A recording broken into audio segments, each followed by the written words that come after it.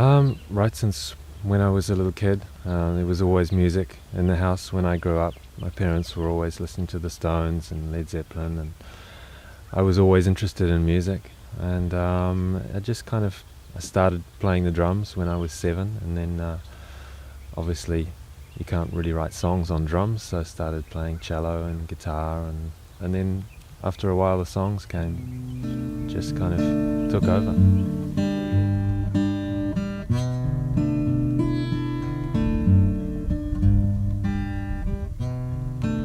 Help me up off the ground.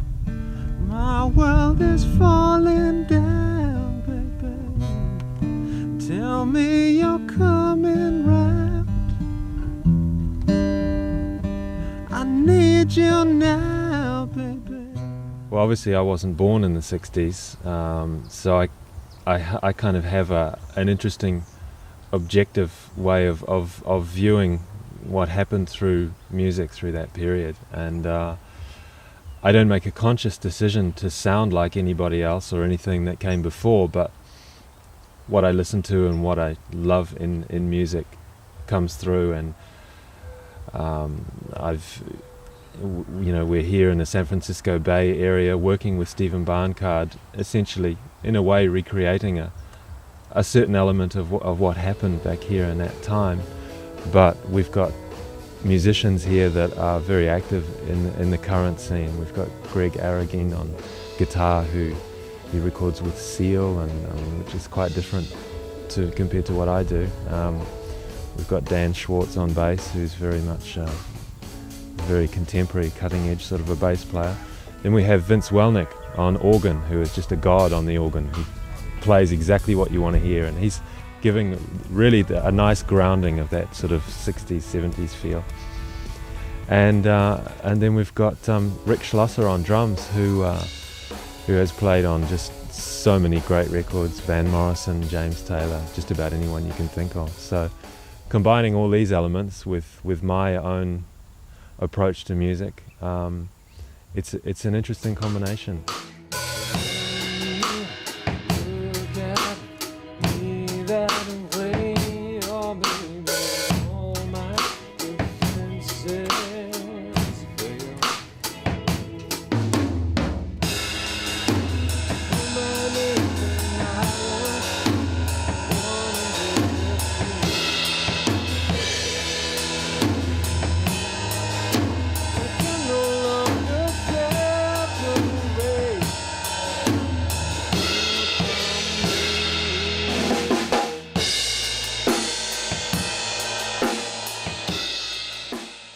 I'm a laid-back sort of person, I suppose, and the CDs that I go back to the most in my collection are the ones that have got a nice soulful vibe to them, and so I'd like to think, that my record is a nice one for people to maybe put on at the end of the day, and some nice relaxing stuff.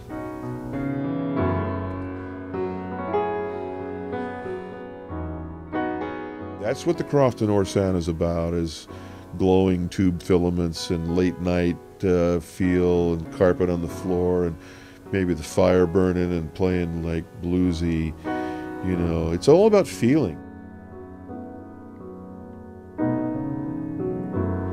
When liberty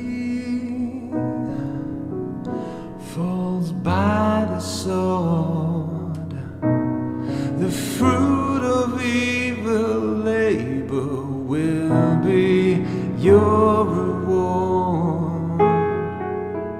When I see imagery coming from music, then I've connected. It happened with Mitchell, it happened with Crosby's music, Graham Nash and Stills and Jackson Browne.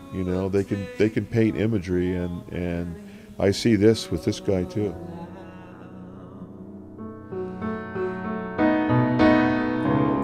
How many men,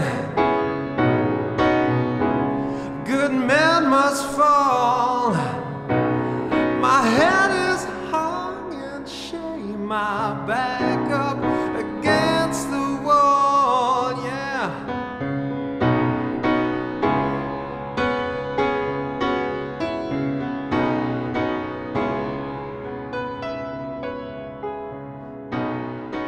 contacted me directly. We talked about it. He sent me a CD. I said, I love this, and I put it on and listened to it.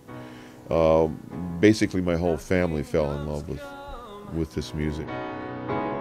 And kingdoms fall, yeah. The meek shall inherit the earth, and the kings will lose it all.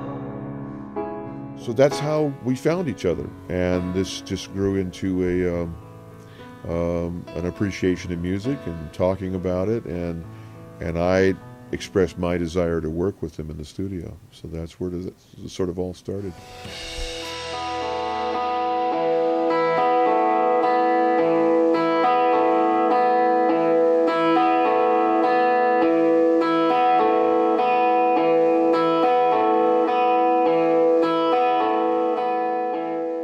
It just generally feels it's just too big in rock and roll in general, I think.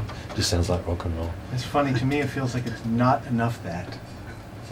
Not enough. Not enough of it, not enough rock and roll, not enough of that, sort of... Well, can I make a suggestion that we reduce it to its finest element, the one that you're going for, to get your original intention? Yeah. And I would think that would be acoustic guitar, bass, and drums. But the way I could hear it best, it was with no talk doing.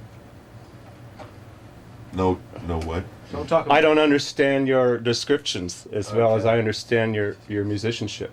Okay. So if you were to play it, I would understand completely in 2 listenings how you want that song to be. And I would come in there and I'd play perfectly, and then what wasn't perfect, you could change. Yeah. And I think ditto on the That's guitar. perfect. But when you add the electric guitar in there, you've got rock and roll.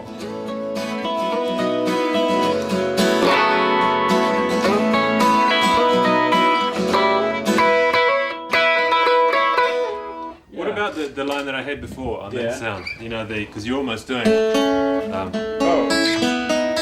Yeah.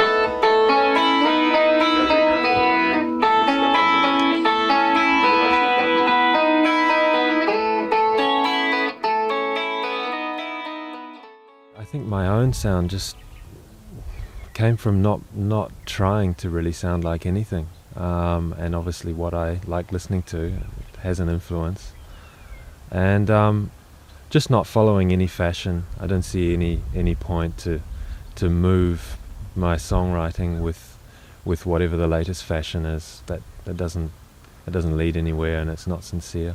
So just basically being sincere, writing what I feel.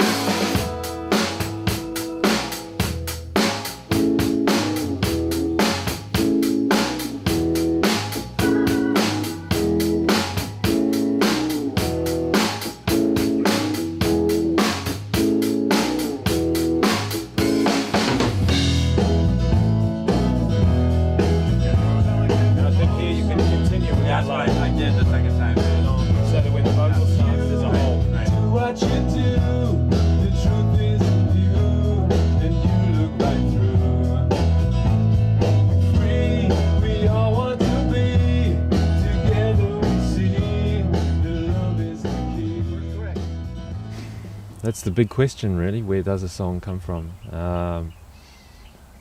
It's just, I don't know. It's just there. One day you pick up the guitar and you start strumming, and you find some chords that sound unique in some way, and